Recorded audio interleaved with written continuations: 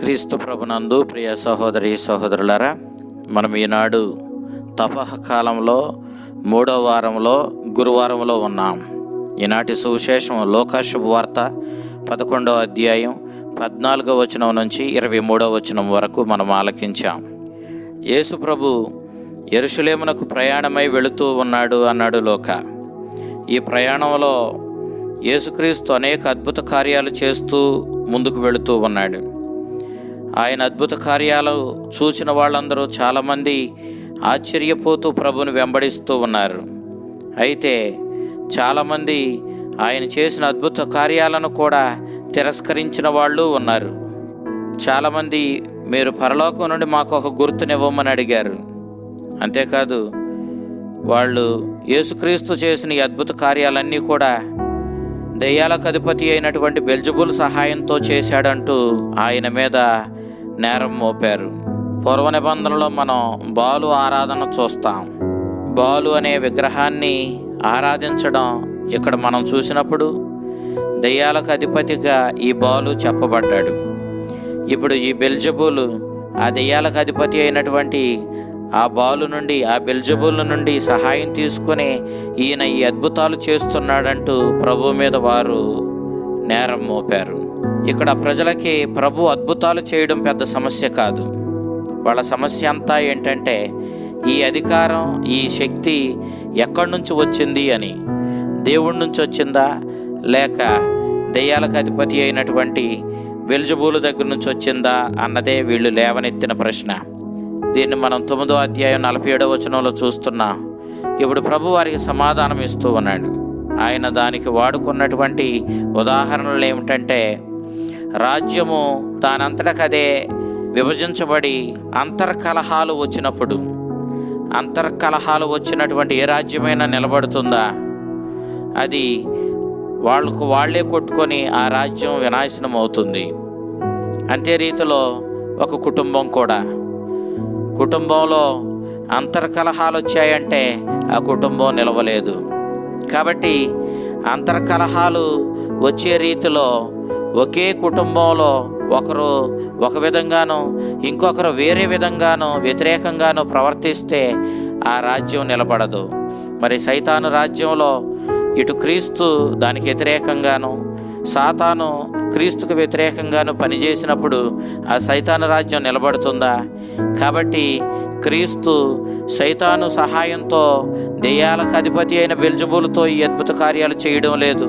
ఖచ్చితంగా దేవుని సహకారంతోనే, దైవశక్తితోనే ఈ కార్యాలు చేస్తున్నానని ప్రభు స్పష్టంగా ఇక్కడ తెలియచేశాడు.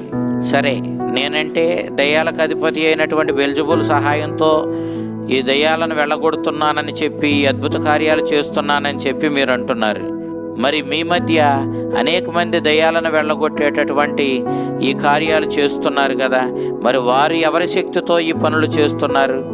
కాబట్టి నేను చేస్తున్న ఈ అద్భుత కార్యాలన్నీ కూడా దైవశక్తితోనే చేస్తున్నానన్న విషయాన్ని మీరు గమనించండి. అందుకే ప్రభు మరలా ఇక్కడ ఒక ఉదాహరణ తీసుకొని, శక్తివంతుడు ఒకడు తన ఇంటికి కాపలా కాస్తున్నాడు అనుకుందాం. అయితే వాడికంటే శక్తివంతుడు వచ్చి వాడి మీద పడి వాడిని దెబ్బ కొట్టి వాడిని దోచుకుంటేనే తప్ప ఆ ఇల్లుని ఎవరైనా సరే దోచుకోవడం సాధ్యం కాదు. ఇక్కడ బలవంతుడిని మించిన బలవంతుడు వస్తేనే ఆ దోచుకోవడం అనే కార్యం సాధ్యమవుతుంది. అంతే రీతిలో ఇక్కడ బలవంతుడు ఆయుధాలు ధరించి తన ఇంటికి కాపలా కాసుకున్నప్పుడు అతని సంపద సురక్షితంగా ఉంటుంది. కానీ అంతకంటే శక్తివంతుడు ఒకడు వచ్చి వాడి మీద పడినప్పుడు ఆయుధాలను స్వాధీనం చేసుకొని వాడి సొమ్ముని సొంతం చేసుకుంటాడు, దానిని బయట పంచి పెడతాడు. ఇక్కడ ఈ శక్తివంతుడిని మించిన శక్తివంతుడు, బలవంతుడిని మించిన మహాబలవంతుడు ఎవరు అంటే యేసుక్రీస్తువే. ఇక్కడ బలవంతుడు సాతానైతే అంతకంటే శక్తివంతుడైన యేసుక్రీస్తు ఇదిగో దాని మీద పడి దానిని పారద్రోలి ఓడించి ఇదిగో మన కోసం ఈ సమస్తాన్ని మరలా తీసుకుని వచ్చి మనకు పంచిపెడుతున్నాడన్న విషయాన్ని మనం గమనించాలి. కాబట్టి క్రీస్తు ఇక్కడ మనకి స్పష్టంగా ఒక విషయాన్ని చెబుతూ ఉన్నాడు. తనతో పాటుగా దైవరాజ్య స్థాపనలో కలిసి వచ్చి ప్రభుతో కలిసి పనిచేయువారు ఆయనకు మిత్రులు. కానీ ఆయనకు వ్యతిరేకంగా పనిచేయువారు ఆయన శత్రువులు, వాళ్ళు చెదరగొట్టు వాళ్ళు అంటూ ఉన్నాడు. అతనికి అనుకూలంగా పనిచేయువారు ఆయనకు ప్రతికూలులు. ఆయన దైవరాజ్య స్థాపనలో, ఆయన చేస్తున్న పనిలో ఆయనతో కలిసి వెళ్ళి ఆయన్ను అనుమానించకుండా, ఆయన విశ్వసించి ఆయన కార్యాలలో ఆయనకు సహకరించే వాళ్ళేమో ఆ దైవరాజ్యానికి వారసులు. ఆ ప్రభు స్థాపించే దైవరాజ్యంలో వారు స్థానాన్ని పొందుతారు. కానీ ప్రభువుని శంకిస్తూ, ఆ ప్రభువుని ప్రశ్నిస్తూ, ప్రభువునికి వ్యతిరేకంగా నడిచేవాళ్ళు, ఆ దైవరాజ్యంలోనికి చేరని వాళ్ళు, చెదరగొట్టడానికే చూస్తారు. వాళ్ళు ప్రభువుకి చెందినవారు కాదు, సాతానుకు చెందిన వాళ్ళు అన్న విషయాన్ని ప్రభు స్పష్టంగా తెలియజేస్తూ ఉన్నాడు.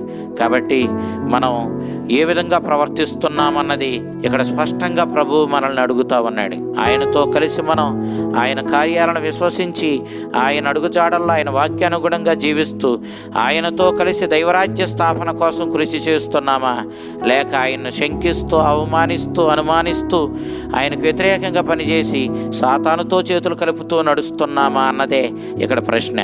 మరి ప్రభుతో కలిసి ఆయనతో సహకరించి ఆయన చేసే ఆ దైవరాజ్య స్థాపన కార్యంలో ఆయనతో చేతులు కలిపి మనం కూడా ఆ దైవరాజ్యాన్ని సొంతం చేసుకుందాం, ఆ ప్రభు ఇచ్చే బహుమానాన్ని సొంతం చేసుకుందాం, ఆ ప్రభువు చెందిన సహోదరి సహోదరులుగా జీవిద్దాం, మన జీవితాలను ధన్యం చేసుకుందాం. అంతటి భాగ్యాన్ని మనకి ఇవ్వమని, ఆ ప్రభుతో కలిసి ఆయనతో సహకరించి ఆయనతో కలిసి ముందుకు వెళ్ళే శక్తిని మనకి ఇవ్వమని ప్రభుని అడుగుదాం. ఆ కరుణామయుడు మిమ్మందరినీ దీవించి కాచి కాపాడునుగాక. ఆమేన్.